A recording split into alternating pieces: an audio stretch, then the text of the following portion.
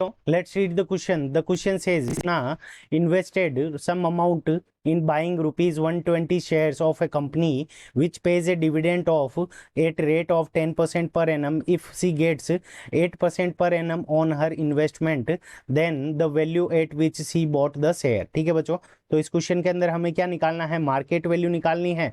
तो सबसे पहले इस क्वेश्चन को करने के लिए मार्केट वैल्यू को निकालने के लिए एक की कॉन्सेप्ट देख लेते हैं। ठीक है बच्चों, तो अगर हम की कॉन्सेप्ट देखें, अगर किसी शेयर की फेस वैल्यू को एफ वी से लिखें तो फेस वैल्यू, शेयर की फेस वैल्यू को अगर हम डिविडेंड से मल्टीप्लाई कर दें, रेट ऑफ डिविडेंड।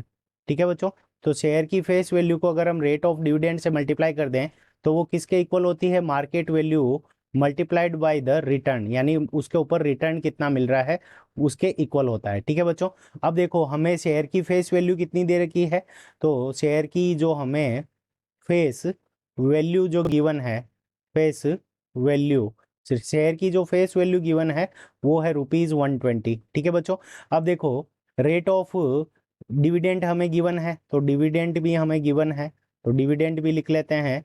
तो डिविडेंड हमारा है 10%। ठीक है बच्चों, तो डिविडेंड हमारा 10% है और हमें रिटर्न भी गिवन है, रिटर्न कितना है 8%।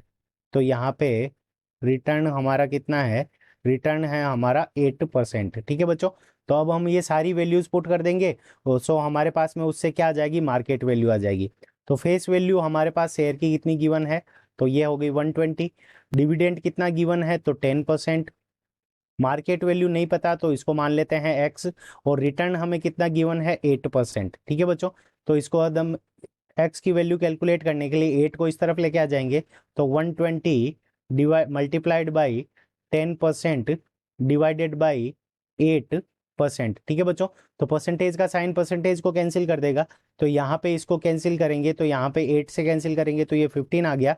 तो जो एक्स की वैल्यू आ जाएगी वो हमारे पास में कितनी आ जाएगी, मार्केट वैल्यू कितनी आ गई, रुपीज 150। ठीक है बच्चों, तो रुपीज 150 क्या है, हमारे इस क्वेश्चन का करेक्ट आंसर है, यानी जो मार्केट वैल्यू होगी हमारे शेयर की वो हो जाएगी रुपीज 150। अब देखते हैं रुपीज 150 कौन से ऑप्शन में, बी ऑप्शन में गिवन है, so option B is the correct answer of this question. I hope you understood it well, best of luck.